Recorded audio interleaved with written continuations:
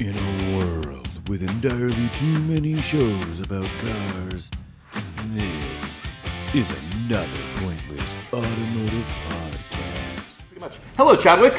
Frank, what's up? Oh, I'm doing good. Just hanging out, yelling in the general direction of this microphone here. Yes. Doing so poorly. How about you? What are you up to? What are Same. What's your deal? Trying not to buy more cars.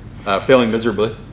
Kind of what our topic's about. That was kind of a good segue for you. You know what? I have a note on here. It simply says, "How did we get here?" And I don't mean here like physically, and I don't mean like metaphysically. Right? Why are we here? There was a deep take on the deep fake. But by how did we get here, I mean, we have a problem. The collective we. You have a problem. I have a problem. We're generally afflicted by the same problem, which is we can't help ourselves. We just can't stop buying cars. It's a true story. You have too many. I have too many. Is it a problem? I kind of feel like it genuinely is a problem. I mean, we're going to try our best to justify ourselves probably a little bit. Mm-hmm. But wasn't that Justin Timberlake's debut album, Justified? Was it? Yeah, I think it was. So, yeah. So we're gonna, to JT. To JT. Is he dead? No, just in. Oh, okay. Well, you never know. Remember JT O'Sullivan? I didn't get any breaking news. Failed quarterback. Yeah, JT Sullivan. Yeah. So speaking of Justified, I think we're just getting how many cars do you have now? As of this morning, I don't have a count. I'm back down to 10. I was at 11 yesterday. Okay, so you're moving in maybe the right direction, maybe the wrong direction, depending on like what this thesis that we boil down here. Yeah. So do we have a problem? We do. I think we do, but we don't at the same time. And I think we're going to get into that. Yeah. Can it be cured? Did you? Probably not. Definitely not. Did you want to buzz through? And this is somewhat similar because on the DWA podcast, thanks to those guys. Nice sweatshirt, by the way. Humbly hosting. Yeah, a little plug for those guys. Like they need it. Yeah, exactly right. Just kidding. But no, it was cool. We ran through our fleets and they judged us fairly, I think. Harshly at times, but fairly. Yeah, firm. So similar to that, we should probably buzz through our lists to let you guys know what our current fleets look like, and then try to backpedal our way out of this scenario. Yeah, and let's do that real quick. Let's not spend too much time because all we end up doing on here is just talking about our own cars and how we have too many, which is true. Should I just go first? Yeah, man, knock it out. Okay, and I'm going to try and get them all. Okay, so I still have my first car, the 1965 Plymouth Barracuda, at a buddy's shop, slowly getting painted. We'll see what happens there. I've got the 41 Chevy half-ton pickup, which is on my short list of cars to probably sell sooner than later. Crusty old farm truck. I've had it since 2009. It was a wedding gift, but it just doesn't get used. I've got the 91 Subaru Sambar, which is the K-van, turned into a photo booth. So there's a little bit of like businessy commercial practicality there with what I'm doing with it. Another 1990s vehicle. I've got the 91 Galant VR4, number 1114 out of 2000. Lovely automobile. Super cool. I've got two 924s, 82 924s, one turbo, one non-turbo. The turbo car, if I can truly finally get it sorted enough where I feel comfortable selling it, I'm going to do that. So that's around the corner. So that puts us at 6 right now. Yeah. I've got the Civic, the daily. Also probably will get sold, but I'm going to need a daily, so that'll be a net neutral if I do sell it. Your hybrid manual Civic. I've got the hybrid manual 04 Civic sedan, and then I've got the 2001 Z71 Suburban. Okay, which is the tow rig especial. Right.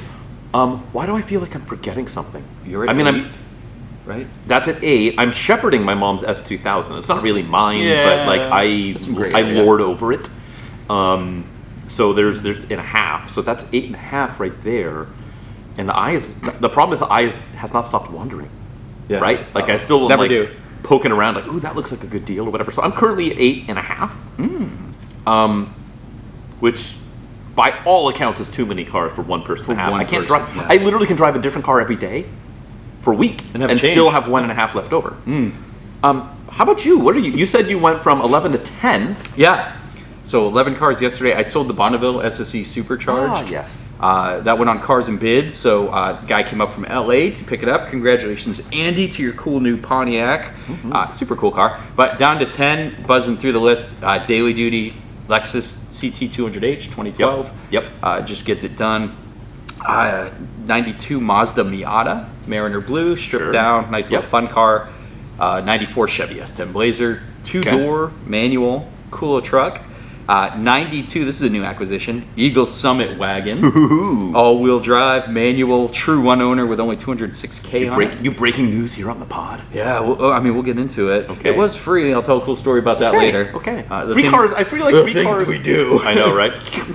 I feel like free cars almost shouldn't count.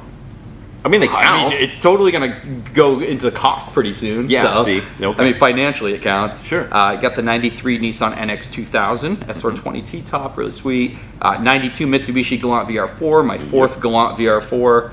Blue's green, the only color that matters. Yeah, buddy. 98 Dodge Neon ACR, real true-to-life ACR, super rare manual, needs so much work. 90 Chevy Corvette ZR1. Yeah, buddy. What else can we say about the King of the Hill? 1990 Nissan 300ZX Twin Turbo, Japanese shot at Corvette, which actually hit really well. And then another new car, my newest, 2005 Mini Cooper S, so R53 British Racing Green manual, 86,000 miles, cool car, might become a daily, probably going to get modded. And that's where I'm at, bro. So straight up, 10 cars. basically within the last week, you've added 2 and subtracted 1. Yeah, dude. Okay. That's You know what? Hey, take what you can get. math. Yeah. Universal language. Or is that music? I mix those up. I don't know. That's a good. I think laughter. Right? Laughter? No, that's the best medicine. Well, it's universal too. Like a laugh is a laugh anywhere. Is it? I don't know. Yes. If somebody says something 100%. to me in like Russian and I don't understand it. No, but the laugh, the physical laugh itself, is like the noise, the laughter noise. I don't know. Some people. laughs. No, I'm just thinking there's some weird laughs out there, man. Yeah, you don't have to There's go to a some- foreign country to get that though. This is true. This is true. So that's where we're at. Down to 10. So down to As 10. I like to say. Down from 11 to 10. Yeah, yesterday. And I have 8.5. So between us, we have roughly 20 vehicles, Wonderful. which is, I mean, is it though? Like it's dude, Yeah. it's problematic. I mean, thankfully you're a little bit better equipped to handle it than I am as far as like actual real estate. Yeah, You've got logistics. several shops and Parking garage- and parking garage spaces on spaces, your yeah. place. I have less of that. So like the Suburban, the Civic, what else? The little green 924. Most of that stuff is living on the street right now, like parked on the street to the chagrin of my neighborhood. Locally hated. But, like- you got to get that sticker on all your cars. Borderline most. What would you rather have? Would you rather have a huge locally hated sticker or a huge illest sticker on every one of your cars? Would you rather? I do like the Brazzers license plate frames. Those are pretty funny. The fake. You get the fake taxi. Yeah, it's so good. The Bang Bus logo on there. Big sausage pizza logo on every car. That's a tough one though. Probably locally hated. Oh man, I think I'd have to go illest, and I would be ill actually about You're it. pretty ill. Not Yeah. illmatic. No. Or licensed to ill. But this can't be like a winning strategy for like car enthusiasticness, right? Like what? We both agree it's a problem, but we're taking steps to actively make this problem worse. I literally, on record, at the end of like last year's podcast when we were talking about the next year, I think it was actually the first podcast of this year, I think I said on record, man, I'm not buying any new cars this year. I literally said that Yeah, and unless then to I think- replace a car. No, did we? I think I put an over/under. Did I say I like think would you you do did. over/under of like I think I said like 1.5 cars or 2.5 cars? I don't remember exactly. Have you already exceeded that? I think so, yeah. Right? Did you? You bought the Bonneville last year, right? It wasn't this calendar year. I've only bought 2 cars this year. Okay, Right? you've only bought 2 cars this week. So? I made Yeah. it to, what, February? Yeah, exactly. Oh, end of February. Yeah, it's End of good. February. You're Not worse. tiptoeing into March.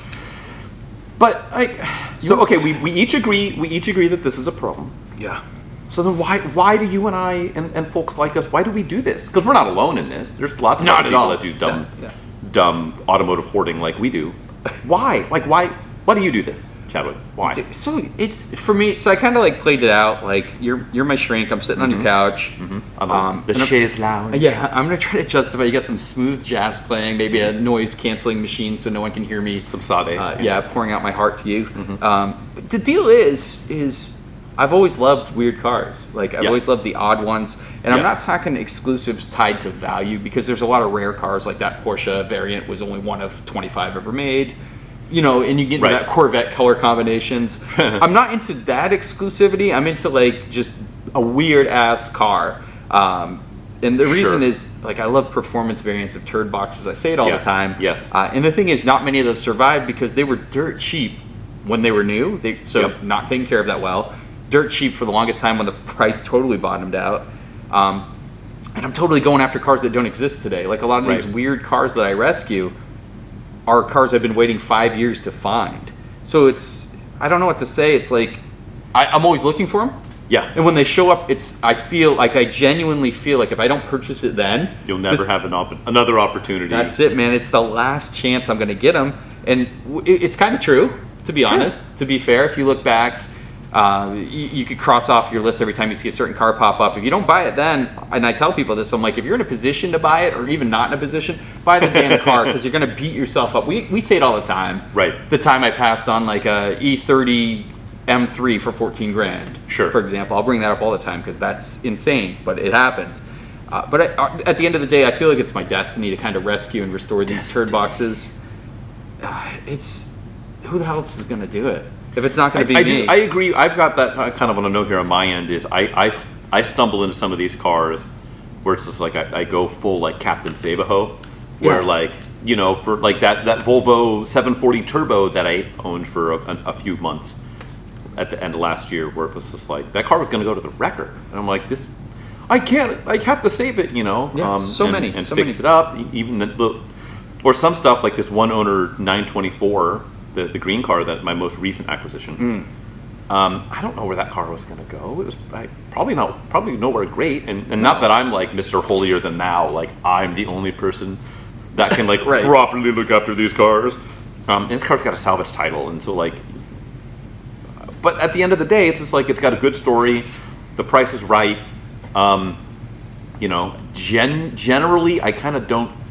I at least usually break even Yeah. on the other end when I have something and I sell it. And so all we can because of ask that, for. that's always like in the back of my mind. And so I always fall into the trap of I'm not spending money on this car. I'm simply parking money. I'm transferring it from liquid form to automotive form. And then when I need that money back out, or when it would be nice to have, I convert it back into its liquid form. And sometimes there's more liquid form on the way out than there was on the way in. And so then I feel okay about it. And my often- wife puts up with it. And I don't oftentimes it's what? sleep in said car when I bring it home. Liquid form into liquid dripping on your driveway form, and then back It's to liquid true. form after Yes. you fix liquid dripping on driveway Yes, form. and speaking of trying to not lose on a car, that's what this 924 Turbo is doing. Like anytime, it's not leaking anything, but it's bleeding me money. It Like is every leaking time money, yeah, It is 100%. every time I think it's about ready to go, but it reminds me Hey. of what it is. So yeah, I think that's a part of it, is like the pick it up, shepherd it to a new home, just like you did with this Bonneville, right? Just imagine if you bought the Bonneville off of Joe Blow off of Facebook Marketplace, and thankfully Joe Blow seemed to be a good car guy. Yeah. But the next guy, if you didn't buy it, who knows, right? That was a $2,000 car, right? Yeah, it could potentially So, sit there forever until That could have been cruising mothballed. around. Yeah, or that'd be cruising around getting meth smoked in it up in Lake County, and which is probably what would happen, because Sure. find a good reliable four-door sedan for $2,000 right now. But instead, you put some time and effort into it and turned it around, and Yep. the new buyer seems to be a good dude who knows a lot about cars. And so, hey, Happy home. That's happy home. And so there's a little bit of the shepherding there. But then all of a sudden, you have 11 or 10 cars, and I have 8.5 cars. And, Right. are all of these like all the cars you have now? They're all turning and burning? Do you have a forever car? Oh yeah, well I say that, right? Like I'll Right. say, I'm gonna keep so and so forever. The Galant VR4 I'll probably keep because it's in good condition, Right. 155,000 miles, Right. All original. So I'll probably keep that one. A Miata I'd like to hold on to because every single time I sell a Miata, Yeah. I want to buy another Miata. I just Yeah. miss having that in my life.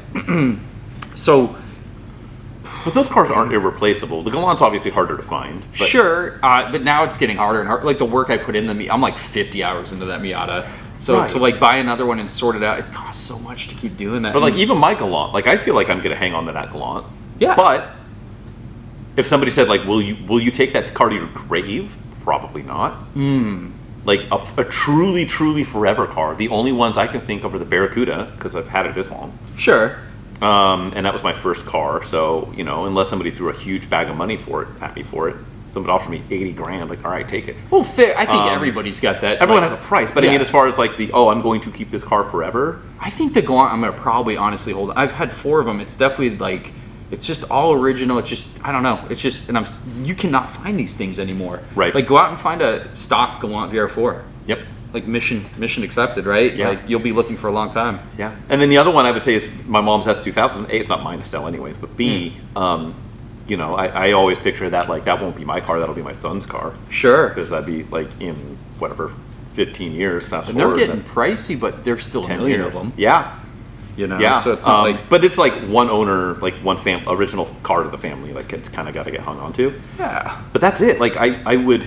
Half of me wants to be able to like, well, why don't I just sell everything and boil it all down into one really cool car? Like if I sold everything other than say the Barracuda, and I sold everything else, you know, all 7 other cars, right? Like, you know, what would I get for, call it $50,000? Like, Yeah. I can get something pretty effing cool, and then not have to worry about like the whole parking madness and paying insurance on that many cars and registration on that many cars and you know, just everything that comes with it.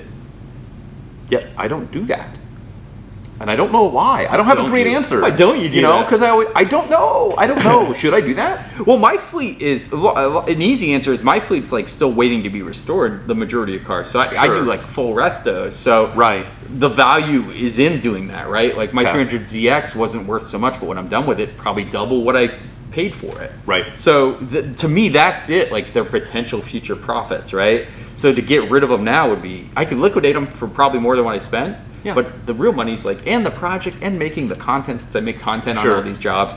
To me, it's just like I'm stockpiling future job security, I guess, or financial ruin at the same time, right? Yeah, or it's just like a massive liability hanging over your head. It's huge, right? Because it feels like that, right? Like we're At recording right times. now, and it's raining really hard. I've got cars. Most of my stuff is parked outside. Not most of it, but a lot of it's parked outside, and so I'm just like sitting here sweating, like, oh god, is like water getting into one of them, and like I'm not going to notice for 6 weeks because I'm not driving these cars all the time, and all of a sudden it's just like a moldy swamp inside or whatever. Like, it literally keeps me up at night sometimes. You get that cold sweat in the middle of the night. Yeah. It's windy. Like, is something a tree branch gonna fall on whatever car is parked under whatever tree? So I don't have that know, much. it would be So easier. mine are stowed away in a garage, but also like the fact that they've been already mothballed for 10 years before I bought them. They're just in a like stasis, right? State Right. of stasis, waiting for me to work on them. So that part doesn't get to me, but at the same time, like I don't have enough time. Like Right. the amount of time who's gonna buy a $2,000 or less car and put 40 to 50 hours Sure. of legitimate wrench time into it when I could be flipping a car worth like way more money and making Here's the thing: huge if profit. somebody said like, "Hey, here's a check for $80,000, I'll take every single one of these off your hand." What I have right now, the entire fleet, Yeah, and you can only replace it with one car. You have to then buy one car. I don't think I'd do it. You wouldn't do it. No, I don't think so. Man, I don't think I could do it. Somebody did that to me. I think I'd have to do it. 80 grand. I especially if my wife heard the offer. Yeah, She'd be like, "You have to do that. What are you high on?" and I don't have a lot of valuable Jinkum. stuff. Like right now, maybe like the only kind of valuable. Obviously, the Lexus The two can red still pull cars? some cash. Yeah, the 2 red 1990s, the Yeah. ZX and the Corvette for sure. Yeah. Could pull some cash, but Yeah. that's tough, dude. That's a tough one. I don't know. It's a real tough one. I don't know. But this is why I'm trying to even think like what car I would get. Let's say I don't need a daily, but like Ooh, you this is just you just sell them all and get one thing worth, I don't know, 50, 60, 70, something like that. Like what would you get? I don't know what I would get. I'd still buy a bunch of $10,000 cars. Maybe. Because that is the thing. I was like, well, if I want to do this, then I would take this. If I want to do that, then I would take that. And this would be good to take on that, but it's not like interesting. So I went on another thing to do the interesting thing, and this is how we end up where we're at. Right. The shiny, you get the shiny object syndrome. You know, you're just like, ooh, look at that! I can buy that. It's only this much money. I'm just gonna buy it and have it for 6 months. And I don't know, but yeah, I think I only have like the 2 forever cars, and one's only not even mine. I think the rest I would probably. I don't think I'm taking to my grave. Yeah, you don't need to do a lot of work to your other cars though to make them. No. They're just kind of already ready. Yeah. I saw. I don't know if you saw. There was an article on The Drive and it had, and I noticed it because it was the key photo was a photo I took because it was Doug selling his RS2, and it was a whole article about him saying like, hey, the biggest mistake car people make is like having a forever car and then making it perfect and being like dumping a ton of money into it, like I'm going to keep this car forever. Well, and then like 18 months later they end up selling it for the next thing, right? It's been said a million times before. No matter like how new, how nice your car is, there's always nothing's perfect. Like no automobile that gets driven is perfect, to be honest. Just go get it. And I am a believer of that. It's funny because it's like I saw that article. I think it was just on Instagram, and like all these comments, but like what a garbage take. Like I'm taking this car to my grave, and I am making my car perfect. You're not a car guy because you don't strive to make your car perfect. I'm like, it's not that I don't want my car to be perfect. I mean, I kind of don't want it to be perfect because then I'm not afraid to use it. But then if I'm actually using it, things will happen and it won't be perfect. And I do feel like it's a little bit of a fool's errand to chase that dragon.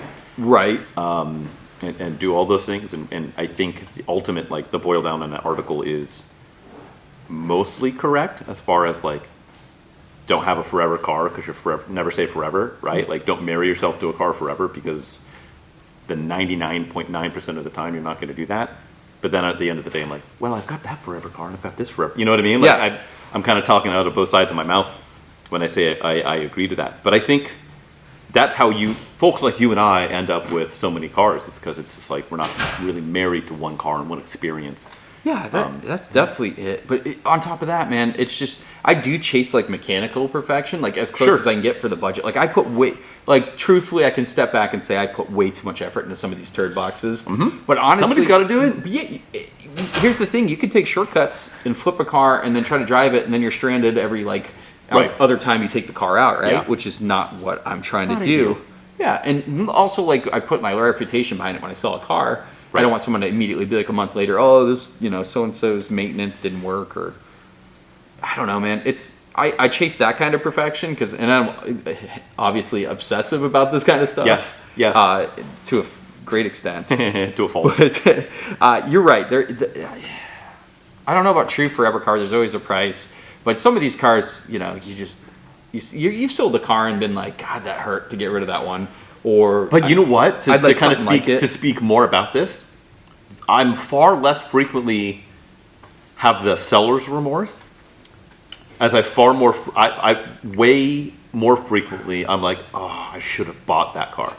True. That's a whole missing. Very rare. And I'm like, boy, I should have hung on to that one. It's usually, boy, I should have bit and bought that car. I mean, that happened. That happens far more frequently. I can't off the top of my head think of a single car where like, boy, I still wish I really, really, really had that car. Because selling that car was prerequisite to get all the other stuff. Stupid stuff I bought between here and there. And that's how I leverage it to myself too. I'm like, I sold that. Now I can buy the parts for this project to finish, or this whole new car.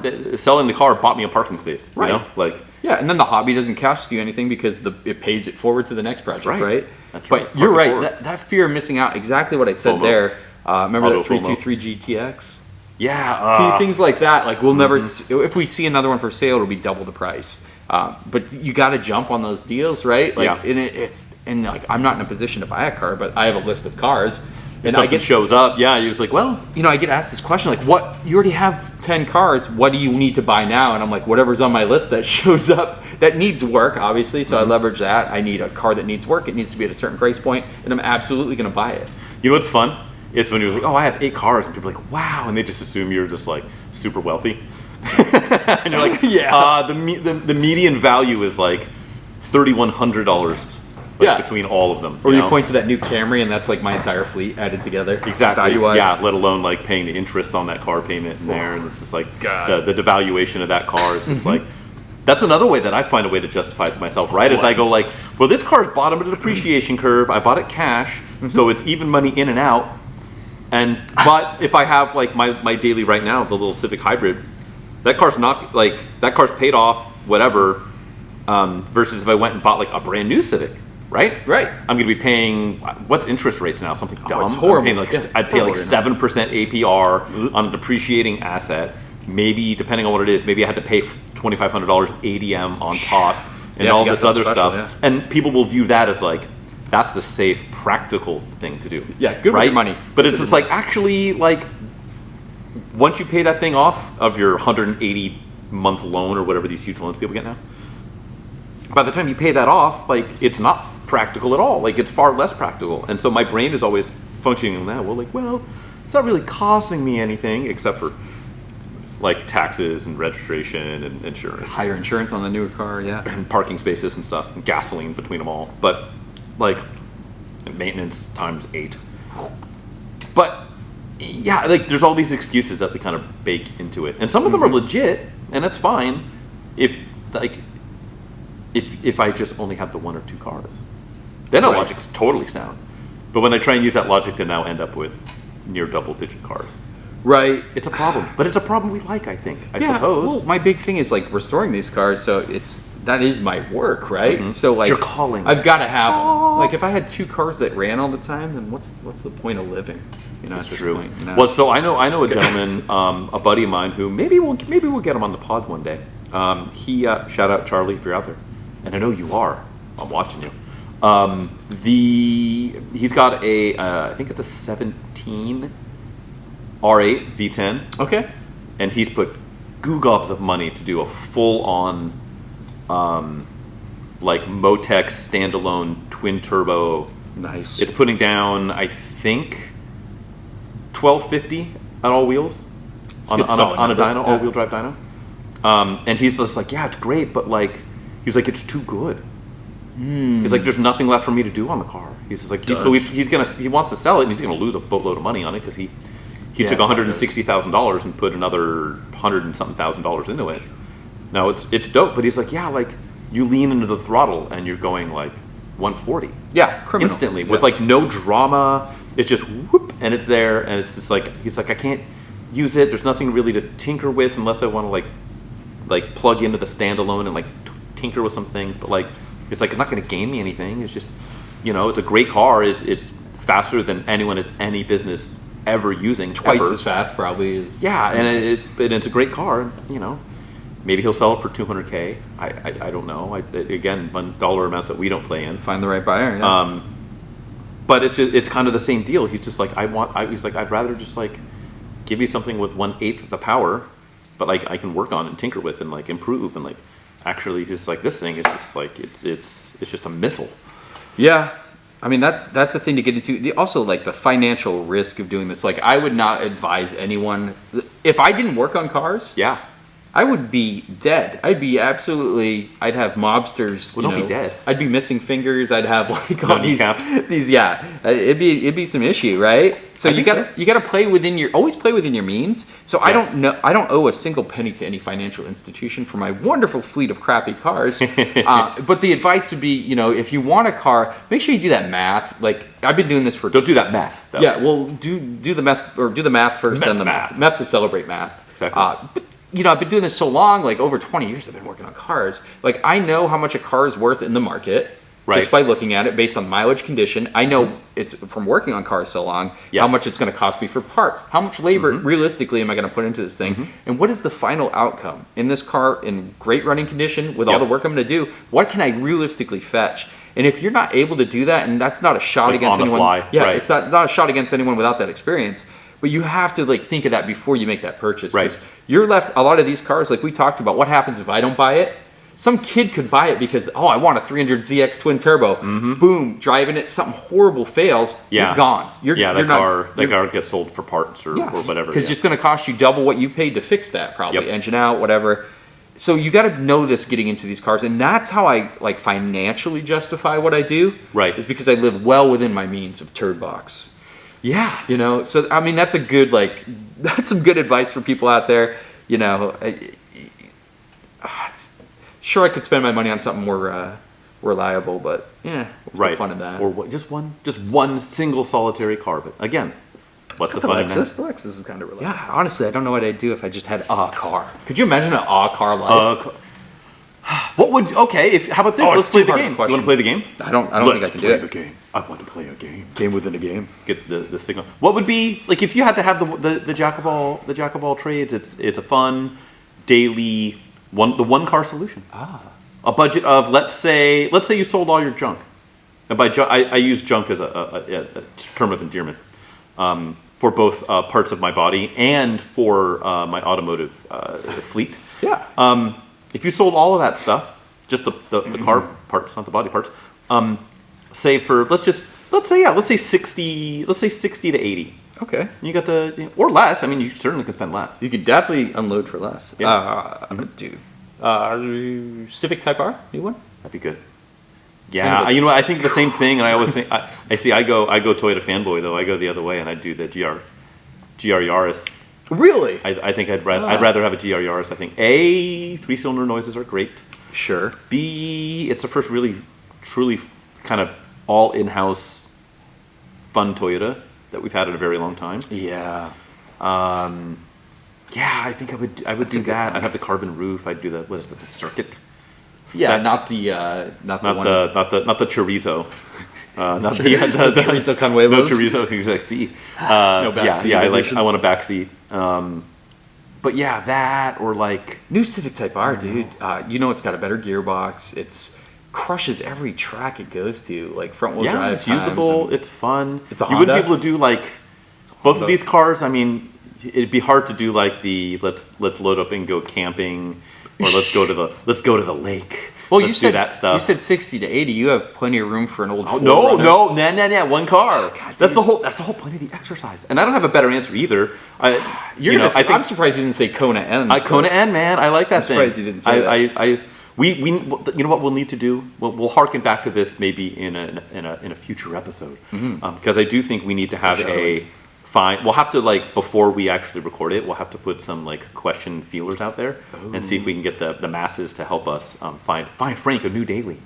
Well, maybe I will sell off a couple pieces of the herd, whether it's like the 41 and the Civic and one of the 924s, and then I got some coinage maybe for a new daily. But then I will have that'll almost be the same exercise.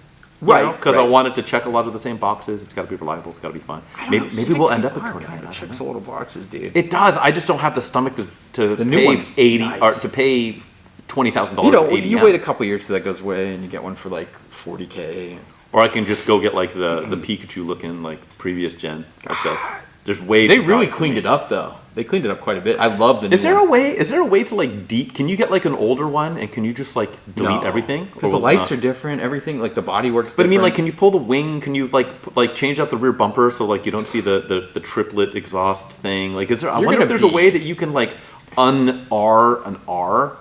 I don't think you can like with the wheel flares and stuff, because I think like those are functional to a certain extent. Well, the lights are different too, so I don't know how care you about the change lights. that. Lights are fine. I just want it to be way less. The new one looks way so less good. gaudy. Way less vents. What are you gonna do with those vent holes? You're gonna just plug it with like Have you Bondo? heard of Bondo? I knew you were Chicken gonna wire. say that. No, I'm just curious. There's got to be Fiberglass. somebody's probably done that, right? They've done I hope not. DR. I doubt it. When they still have monthly payments on it. Yeah, I don't know. Yeah, I don't know.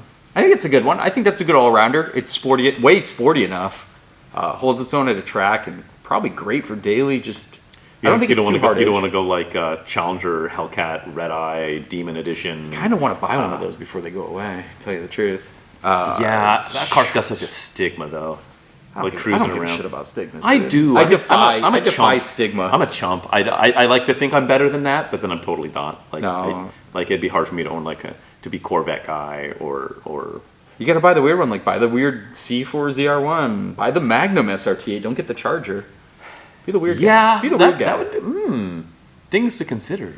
I don't know. We need more fast wagons. We'll get to that episode. We'll have to have a Find Frank a new daily episode. But that's it. Like us just sitting here talking about like what one of our solutions was for the one car solution was to buy a second car. Like look, we can't, even when we're trying to have the exercise and have the discussion, we can't not.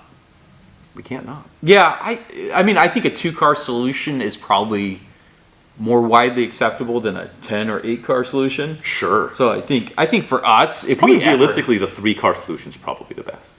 Because you can have like one like older, not practical thing. You can have like a daily that's like good on the streets.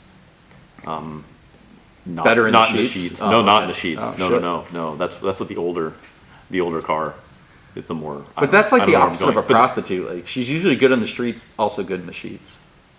I don't know. I'm going to step out on a limb here. She? I'm going to anti-incriminate myself. I've never visited a prostitute, so I don't know. I don't know. You don't have to confirm or Camera deny. cuts. Exactly. Wait, what's that couch covered in plastic for? Oh God! Dude. But So 3 car solution. yeah, So I here's think the three is problem. probably the perfect number of You cars. want to hear another thing? Because I don't believe in the Swiss Army knife approach. Sure. To cars. God, there's some good Swiss Army knives. There are. I thought my Legacy Spec B was genuinely one of the best. Yeah, but see if they made that in a wagon. It still had plenty of space for a Yeah. family. Yeah. All-wheel drive, great performance when I modified it.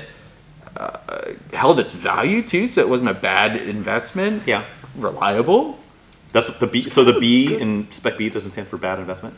Not that one anyway. No, I think okay. some of them probably. Bilstein, perhaps. Bilstein, perhaps. But the- Yeah. weird B. I mean, there's some good. I mean, you said the Civic R is a pretty good Swiss Army knife. But here's the thing, man. So what I was saying is, I justify I don't like Swiss Army knives. I like Right. specialty cars. So I'm like, I'm always gonna want a convertible.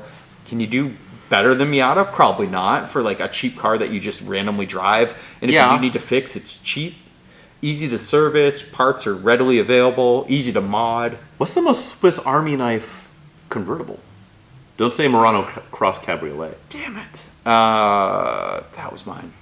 You know what I did actually? For ugliest too. Randomly- Geo Metro convertible. Maybe. I mean, just don't wreck it. But I looked kind of on a whim a couple of weeks ago. Do you remember the Land Rover Evoque convertibles? Yeah. God, the Somehow Evoque is weird. they are obscenely expensive. The cat That doesn't make sense. They have it's like a 3 or 4x premium over just like a standard Evoque. Well, 3000 GT VR4 Spider. Those are premium. Yeah, Deservedly so. yeah. Those are. You know what? That would be fairly Swiss. Well, are those Swiss Army knifeable? I don't Like, know. what's the most Swiss Army knifeable? They never did. They never did. Do you know what? Well, Audi A4 probably convertible. You go. Oh, did you go RS4 cab? Oh, that's the RS4 way to do it. cab, Right? That might be. That's a That good might one. be it. RS4 cab. Some of the M3 cabs were pretty Swiss Army knifeable. Dude, I have some fun trivia I learned the other day too Ooh, about shoot. convertibles. Convert Did me. you know that the DSMs, the second gens, and then the third gens, which weren't DSMs, Eclipses, their sunroofs were made by ASC McLaren. Oh, I'll buy that. Isn't that crazy? Company. That's cool. there's I was so they did- shocked to find that out. What's interesting is they did. I don't remember. I bet you in American the 80s, Sunroof Company. by That's the way. right. I bet it between the 80s and into the 90s. I bet you they made probably like 50% of all convertibles on the It's road. wild, right? Because the third gen Celicas, which they did in 84 and 85, were all done by ASC. I don't know about the generation after, but they might have also done that. ASC did the 240 SX That's right. convertibles, and I believe the Infiniti M30 convertibles. They did like Obviously, ton of- we're ton skipping of over all the different GM stuff they did, like clearly. right. They Yeah, did a lot of stuff the for Grand GM. Prix and some of the other stuff. But yeah, they were like the real deal. Are they still around? Also, ASC? a really good question. Yeah. I don't know. Maybe that's it. Should we get an ASC representative as a guest on the pod? man. That would be How cool would sick. that be? Just That talk would about be the dope. history of ASC. Like that's a company that like people don't think of at all. But like they were like in bed with McLaren making projects and like there's some cool stuff there. Really cool stuff, yeah. Boy, Ooh. ASC McLaren folks, if you're out there, if you're listening, Don't be shy, reach yeah, out. shoot us a line. But yeah, I think if I'm being honest with myself, I have almost no real practical reason why I don't chip it down to a 3-car solution. I do because I have extended time to fix these cars. Yeah. And I want to do them. So it takes time to restore them. And it just, heart wants it what the so heart wants. happens, my friend, that another car I want pops up for sale before then. Always how it I happens. told you how it works, man. If I don't buy it, it goes away. What are you going to do, right? There is a certain, and I've had this, and we've never discussed it, but I promise you've had this same internal wrestling before, where you have an opportunity to buy a really cool or interesting car, but you need to find a way to scramble to try and sell one of your existing ones. So A, you can sleep at night. B, you actually have the money without like dipping into a savings account or something like that. Sure. And C, you have a place to keep it. And you're sitting there like mentally scrambling, like, okay, I have to make a call on this other car. Like it's Wednesday. If it gets to the weekend, that opportunity is going to be gone. So what do I do? Do I try and sell this other car? This one needs work, and like you're doing all this like calculus in your head on how you're going to find a way to be able to rob from Peter to pay Paul and make a parking space to bring this other car in. And then maybe you find a way to like, okay, I can buy the car. And I'm going to tell the guy I can buy the car. And I'm going to pay for it, but I'm going to wait until Monday to pick it up. That buys me the weekend, and I can sell this car over the weekend. And you do all this like contingency sale, my friend. Yeah, and you do all this like freeing up that cash. mental stuff. And if you don't pull it off, then you got to park the car like on the street around the corner from you or something for a few and it's just you end up you stressing yourself up, but then like you either pull it off or you don't, and then the car goes away, and then you lose sleep for that reason. And it just stress. Like I will do this. I have to assume that you've also fought this mental battle to an extent. Like I said, I live well within my means, so I always go after the cheap stuff. Yes. But also, these are always like a $1,200 car. Every time. But I'm a master of self-coercion, so I just trick my mind into like, you have to do this, and this is how it's going to work out better for us. You know, it's like Venom. It's like I'm talking to my symbiote the whole time. It's really bad, dude. There's like 3 people in this conversation: the seller, the buyer, and my other self. But that's how I do it. I agree, man. You can be pulled in a lot of directions there. So quick question. You rattled off your list. You mentioned two new cars you have brought into the fleet, into the fold. Yeah. Do you want to talk about those, or do you want to hang onto that hat for Project Car Progress, and then we do some quizzeration? That's some PCP action because it's been keeping me from wrenching. Buying and selling does take time. It does, because there's been both of those going on. So. Oh boy! So let's do that. You want to just? I believe it's you are set to quiz me. Absolutely. You want to intro the folks to the game? Okay. Perfect. So the way this works for the uninitiated, my friend Chadwick here is going to pull up an automotive advertisement. You tried to say that would have been in a print publication of some sort. He will read this advertisement. It'll be from the 80s, the 90s, and into the early 2000s. He's going to read that print copy, and he's going to redact out any overly identifying bits and pieces, mostly just the make and model of the vehicle. It will then be upon me to try and figure out what kind of vehicle we are talking. The make model, generally close to the particular model here. And I'm going to get 3 opportunities to guess this. If I guess and I'm wrong, which I won't be, I can ask for a hint, and Chadwick can offer something up to try and get me closer to the prize. I will have 10 minutes to do this at the conclusion of him reading this print copy. Chadwick, I'm ready. This is a full 2-pager vehicle. The entire image is the page. So there's some font over the image. Car is drifting sideways with an aggressive amount of steering input. Okay.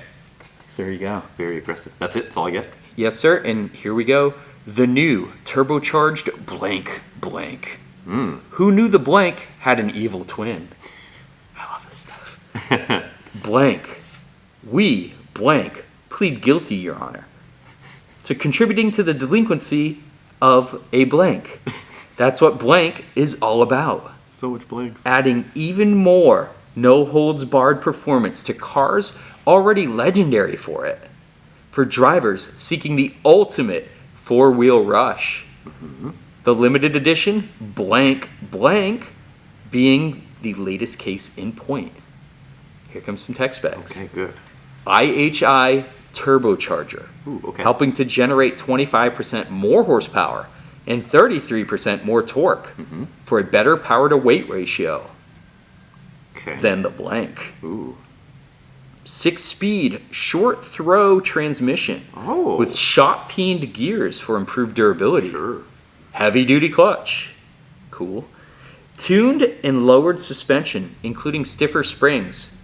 Retuned gas-filled Bilstein performance shocks and thicker front and rear sway bars. Air-to-air intercooler. Set it to turbo about 5,000 times. 17-inch Racing Heart alloy wheels. Ooh. Toyo Proxys tires. Torque sensing limited slip diff. This is the weirdest one. Optimized steering rack. Oh, optimized. Cool. Fully, not fully, just somewhat. 4-wheel disc brakes with ABS.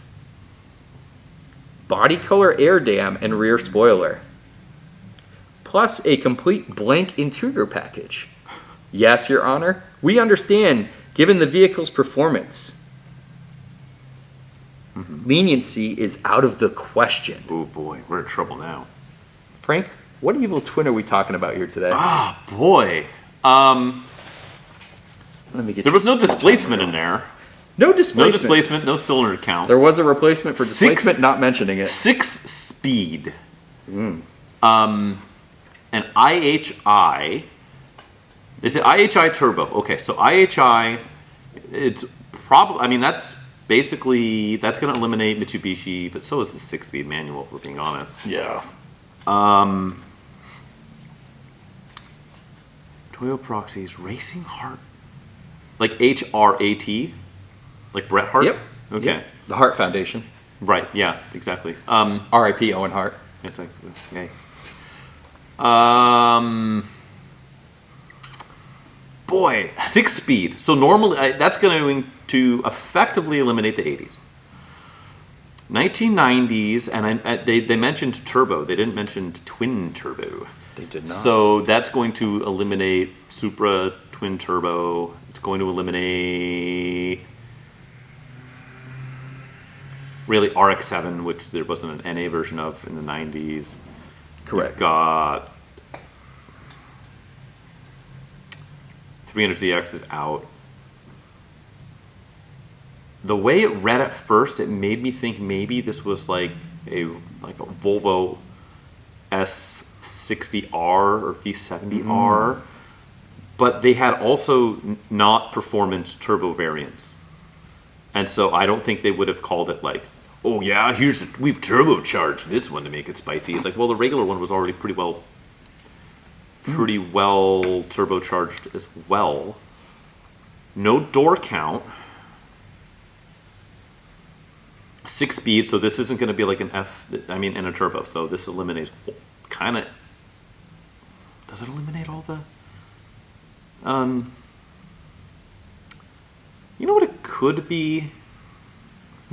This could be the turbocharged era, but this bleeds into like almost the late 2000s, which would be something like a Cobalt SS turbocharged, or Saturn Ion, Redline. But did they kill that off before the turbocharged came? Because they had a supercharged and a turbocharged, and the turbocharged is the hot one.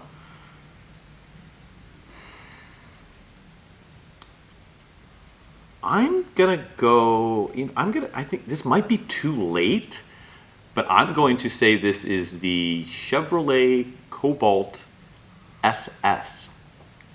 Final answer, Bob? I don't feel great about it, but I'm going to run with it.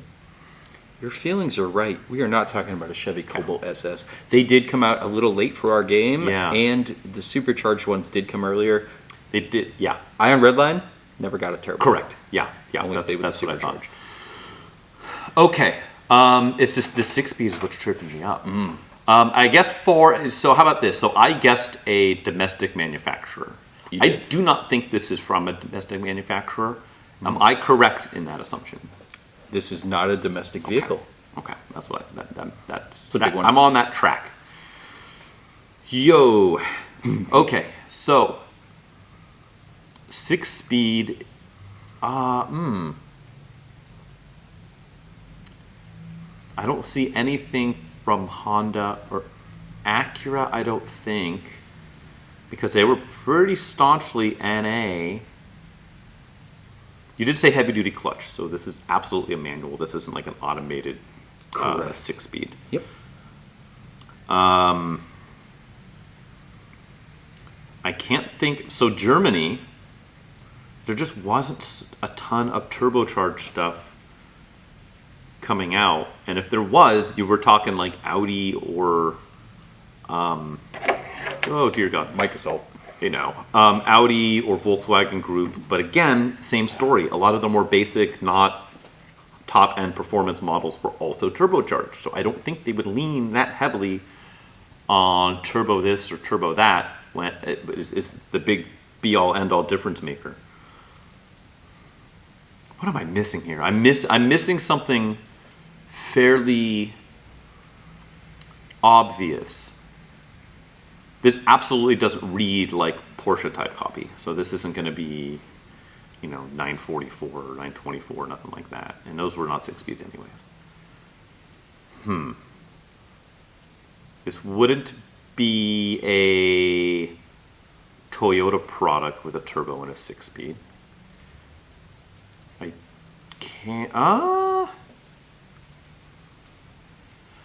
Could this? No, that's too new. You wouldn't go like an R56 ish Mini because that's going to be too new. Too new, 2007. That's too new. That's the trouble with the 6-speeds. If we're talking early 2000s, late 90s at the absolute earliest. ZR1 Corvette had it in 1990. Sure, but not a turbocharger. Tercel. Also not a turbocharger. I'm going to keep but I do know. 6 I do know for you. exactly. Yeah, my sandbar. If we're going to go the extra low crawler. There you go. Boy, Racing Heart. You're going to go to jail. There's a non-turbocharged version. Could this be? You know what? I'm gonna say this is the Volkswagen New Beetle Turbo S, because yes, they did make a turbocharged, more basic model, but they just called that like the Sport. They didn't really lean on it being called the Turbo, right? Just like you can go out and get a Porsche Taycan Turbo, that's a freaking electric car. They just leaned on that. So them saying like, "Ooh, this is the Turbo," mostly in name of the variant, not in name of the actual drivetrain. So I'm going to say this is a Volkswagen New Beetle, call it, I don't know, 2004, 2003, a Volkswagen New Beetle Turbo S. Final answer, Bob. It is not a Turbo S. And the Turbo S was cool because it had the 4 headlights, which was cool. And you got a 6-speed instead of a 5-speed. Correct. That's part of the deal. So it's not a Volkswagen Turbo S. Okay, I'm gonna ask for the same hint. Yeah, I'm running out of time. 20 seconds. I'm gonna go. So for my final hint, I picked a German manufacturer. Is this my incorrect? Is this a German manufacturer? I'm gonna dial you in even more. Land of the rising sun, my friend. Okay. That's the next. Even better. The next. Okay, so IHI turbo, 6-speed manual, Racing Heart spicy, wheels. non-spicy, Limited slip. So I'm missing on something, and I can't figure it out what. It's not going to be an Infinity product. It's not going to be a Lexus. Well, shoot. We're too early in the game for a Lexus product. It's not going to... You know what? I think Racing Heart wheels. I'm gonna go with. Is this a? Let's call it a 2003 Mazda Speed 3. Final answer, Bob. It is not. Oh, a Mazda Speed 3, my friend. Oh boy! But you were getting there because Mazda Speed products did have Racing Hearts. Yeah. Not the Speed 3, though. You going Protege? The Protege did have Racing Hearts, but this is not what we're talking about either. 6. I almost said Mazda Speed 6. Also not Racing Hearts. So they would have mentioned all-wheel drive for sure. Yeah, that's You're kind of why I stayed away from omitting it. one of the greatest Mazda Speed products of all time. Is it the Miata? It is the Miata. I almost said Mazda Speed Miata, but it didn't. That's the one. I thought about that before my second guess, but why did I shy away from that?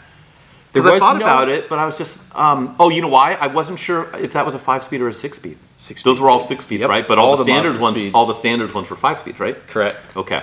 Similar to what I was barking up with the Beetle. The new turbocharged Mazda Yeah. Speed MX-5 Miata. Who knew the Miata had an evil twin?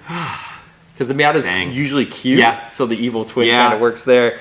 Racing Heart was the giveaway. They only put Racing Hearts on the Mazda Speed Protege and the Mazda Speed Miata. Okay. So that Got would have been it. And then, Dang.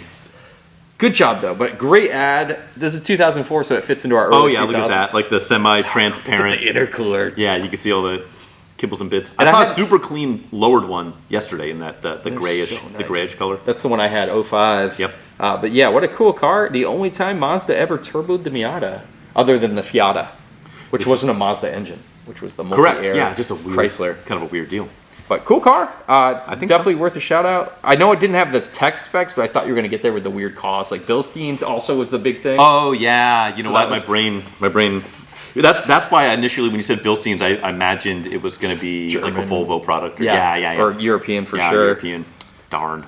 Oh, well. Well, you know what? There's always next week. Yes, and that was a good car. We haven't called out too many Miatas, so why don't a good one. So we got to do some PCP to drown our sorrows. Yes, we have to. I know you've got a bunch of PCP to do. I'm just gonna do a short blib because we're almost. Yeah, we're running. We're up against it. You want to do a quick hit Yeah, real quick? all I've done really quickly was so I tried. We got snow here in the Bay Area, kind of. That's wild, right? Yeah. So my local mountain, Mount Diablo, covered in snow. I think it got like 18 inches of snow or something. Absolute bonkers, which never ever happens here. And so I got up Friday after the snowstorm, and I was like, you know what? I grabbed my gear and I grabbed my camera, and I was like, you know, I'm gonna take the little green 924. I haven't taken pictures of that car yet. I'm gonna take it to the snow. So I go out there and they closed the park. So I was driving there. So then I was like, okay, well I had to drive to San Rafael to run some errands and drive in there, and I got like 5 miles down the road, and all of a sudden my exhaust got like 18 times louder than normal. Upgrade. I'm like, so I limp it back, and sure enough, just ahead of the cat, somebody had welded in like an S, a properly done, kind of like a little bit of like an S bend. Okay. In the exhaust where it had rotted out at one point. And like an inch ahead of the weld where it's welded to the cat, the metal, I don't know why, some bad vibration, maybe a hanger's bad, but the metal fatigued and literally split the pipe clean. Whew. So I got to take an exhaust shop and buy them a 6-pack or something for them to weld it up. Fun, easy job. Pretty easy. Other than that, I've been super busy doing all kinds of other stuff, so I haven't made a ton of car progress other than breaking my exhaust. How about you? You've come up on some rides. Same, yeah. Just buying and selling cars. My PCP for this week is getting back on that horse after we just admitted we had a problem with buying cars. Yeah, let's get some more. Got an Eagle Summit wagon, 5-speed manual, one owner, 206,000 miles. Right. Has been parked since 2007 in the same garage. And for the uninitiated, an Eagle Summit is effectively a Mitsubishi Expo LRV. wagon? LRV, yeah. LRV, so the light recreational vehicle version. It's actually not at all like an Eagle Summit, the car. Correct. It's exactly Entirely the Expo LRV. I got the car for free. They wanted to get rid of it for $250. Went there. They were cleaning out a house and had to move everything else. And they wanted $100 was the negotiated price. They had a lot of stuff to move out of the garage. I'm like, hey, I'll clean out this garage. Oh, you got just give me the equity, car for free. And the lady was like, sure, you take it. If you can clean out this garage. Half-hour labor, boom, got it. Free car. No keys, no title, just like I like them. So long-term project. And shout out to homie Bad Rabbit Habit on the Instagram, who he shot me a message. It's like telephone to you, to exactly. me. He shot me on Instagram. He shot me the link to it, and it was just like, this car has to be moved in 3 hours, and it was in Tracy, which is effectively your backyard. Right. And so I'm like, dude. So it was listed for $250 on Facebook Marketplace, saying that you had to move it within 3 hours. Yeah. And it's just like, it's one of those things, like for every hour that elapses, probably $100 full comes off the price. Falls off, yeah. So, I forwarded it to you, and then you snagged it, and so now it's at your house. So, shout out to Mr. John Jesse. That's Bad Rabbit Habit on Instagram. Thanks for that, man. Well, we'll see when we dig into it how much money I actually spend trying to make it work. Yeah. I can't start it, obviously. You get arrested because it was stolen, actually. Yeah, shit happens. You never know.